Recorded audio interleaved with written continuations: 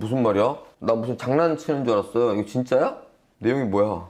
채팅창에서 보이는 얘기만 한번 해볼게.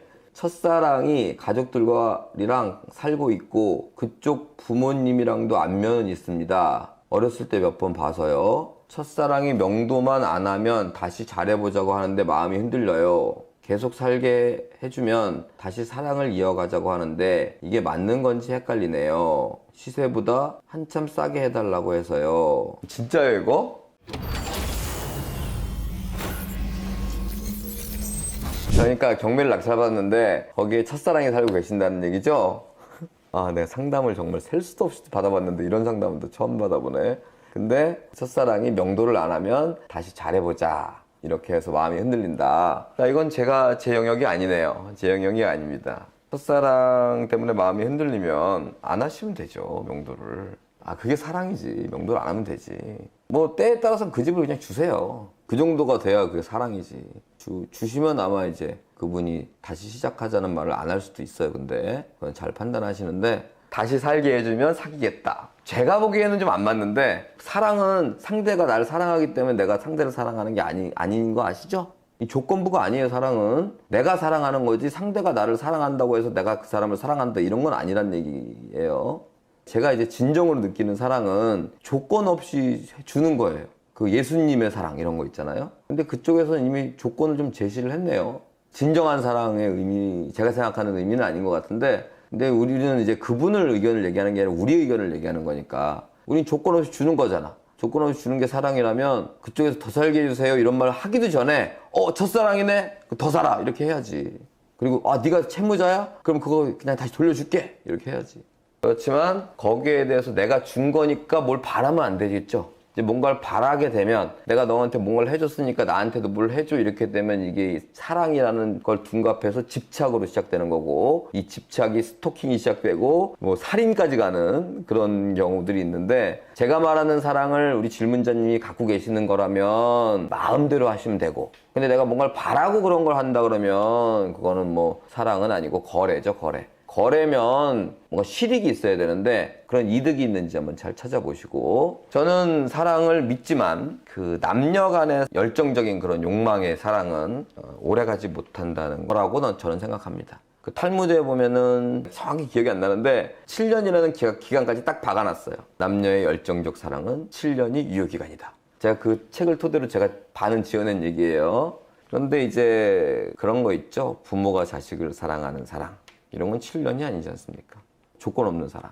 조건 없는 사랑이라면 뭐 명도 이런 걸 신경 쓸 필요가 없다. 저는 보여집니다. 그럼 이제 경매대마왕 넌 어떻게 할 거냐? 저도 똑같습니다. 똑같다는 의미는 첫사랑한테 내가 바램 없이 줄 수 있을 만큼이 뭔지를 생각하고 거기만큼은 주겠죠. 근데 그거보다 더 무리한 걸 요구하면 사랑이 아닌 거래의 단계로 이제 올라가게 되면 그때부터 냉정하게 바뀔 겁니다. 그리고 제가 탈무드 얘기한 것도 탈무드가 헛소리다 보다는 좀 공감하고 있는 내용이기 때문에 이렇게 말씀드린 거고, 아마도 질문하신 질문자께서 젊으신 분인 것 같아요. 젊었을 때는 선택에 대한 책임도 하셔야 되니까 스스로 한번 선택을 잘 해보시기 바랍니다.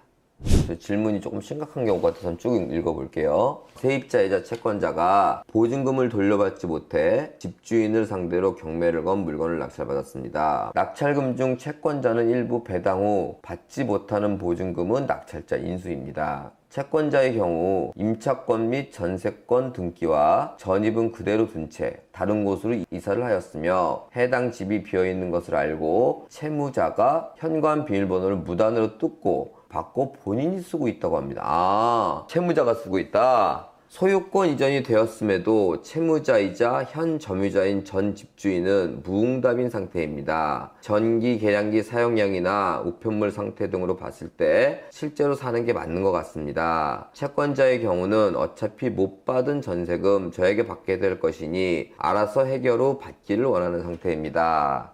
짜증나. 듣기만 해도 짜증나네. 이거는 짜증나는 게 앞으로 이 질문자분이 하셔야 될 일이 짜증난다는 게 아니고 그 뭔가의 찌질함 있잖아. 뭔가 찌질함. 그게 좀 짜증난다는 거예요. 낙찰자님은 뭐 걱정 별로 안 하셔도 됩니다.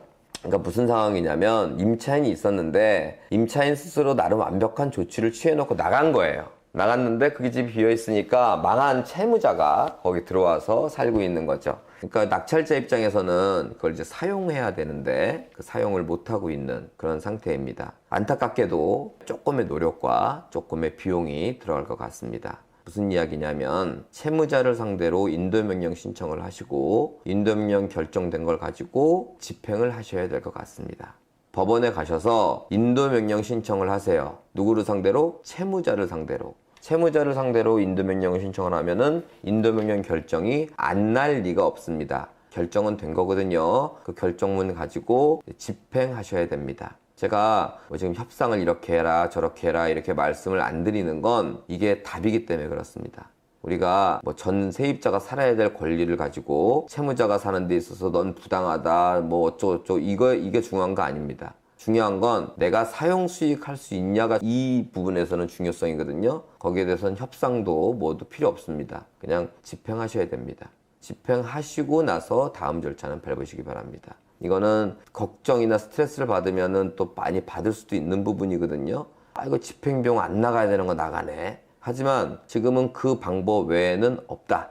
이렇게 결정을 짓고 큰 돈은 아니니까 집행을 하시기 바랍니다. 그 과정에서 협상이 들어올 수 있는데요. 먼저 협상 이렇게 따지지 마시고 누가 잘했니 잘못했니 이미 찌질함으로 간 채무자이다 보니까 자잘못을 따지고 명분을 따지고 뭐 이럴 따질 단계가 아닙니다. 무조건 그냥 집행으로 가시면 됩니다.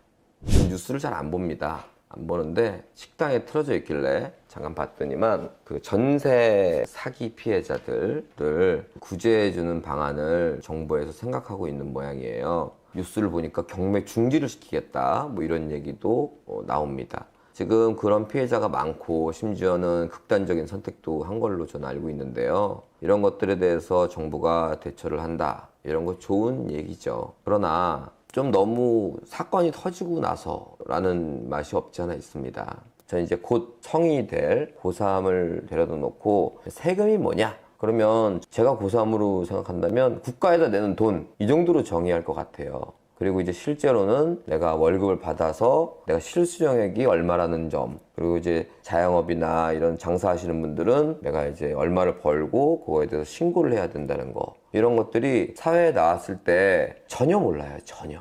지금 이 전세 사기의 피해자가 많은 이유는 제가 보기에는 기본적인 상식이나 아니면은 기본적인 부동산 활동 이거 자체를 너무 몰라요. 그래서 제가 옛날부터 누누이 주장하던 게 뭐냐면 우리가 전입신고하는 곳은 어딘지, 세금은 버는 돈에서 내는 건지, 뭐 부동산 할 때는 등기부등본을 봐야 되는 건지, 뭐 이런 아주 기본적인 내용들 있잖아요. 그거는 좀 의무화 시켰으면 좋겠어요. 교육에서. 뭐 이런 거 사회, 그러면 성인이 보기에는 사회생활하는 사회 이렇게 보지만 실제로 교과서를 보면은 너무 사회적이나 실무적인 게 너무 없어요. 부동산이라는 건 우리가 경매를 배우면 시세 파악을 하고 이제 물건 파악이 됐으면 권리적인 파악을 하고 이렇게 부동산 활동을 하는 거를 돈 벌려고 열심히 공부하지만 이게 사실 경매가 아니라 내가 임대를 얻었을 때 기본적으로 해야 되는 활동, 심지어는 많은 분들이 공인중개사를 끼지 않고 싶다, 수수료가 비싸다 이런 얘기를 하시는데 전 공인중개사 편도 아니지만 내가 전문 분야가 아닌데도 불구하고 그걸 안 낀다, 모르는데도 불구하고 그건 더 불안한 겁니다. 전세금이라는 건 자기 재산의 80에서 100%이기 때문에 엄청 큰 피해자가 발생되는 거예요. 그래서 이걸 당장 해결하는 정부의 자세, 이것도 뭐 나쁘진 않다고 보지만 길게 보고 대한민국에 그런 사람들이 없어야 될 거 아닙니까? 그러다 보니까 저는 계속 주장하는 거, 뭐 세금이라든가 뭐 임대 들어가는 법이라든가 뭐 이런 것들은 기본 교과 과정에 좀 넣어주셨으면 좋겠다. 이거 갖고 우리 서명이라도 받아서 좀 어떻게 해볼까? 매번 집값 떨어질 때마다 깡통 연쇄 얘기 나오고 한두 명 자살하고 뭐 그때 대책 좀 잠깐 세웠다가 또 경기 좋아지면 뭐 아무 일 없었다는 데서 지내다가 또 경기 안 좋아지면 또 깡통 연쇄 나오고 그 사이클은 계속 반복되는 거거든요. 기본 교육에 나와야 됩니다. 심지어는 돈 주고 보증금 내고 세입자로 사는데도 불구하고 주민등록도 안 하는 사람도 많아요. 확정일자는 뭐 당연하고요. 그렇기 때문에 이걸 넣어야 된다는 점을 다시 한번 저는 강조드리고, 누가 그러대요. 경매 배우면 돈을 버는 방법을 배워도 좋지만 사회생활 하는데 기본적인 사기 등을 안 당해서 좋다고. 여러분들은 먼저 선구자가 되셔갖고 주변에 그런 피해자가 있기 전에 좀 많이 알려주시길 바랍니다. 경매해라 이렇게 하면은 뭐 그거는 하는 사람 있고 안 하는 사람 있고 그렇지만 뭐 부동산을 보러 갈 때, 임대를 들어갈 때, 뭐 동사무소 갈 때 이런 걸 기본적으로 좀 알려주셨으면 하는 바람입니다.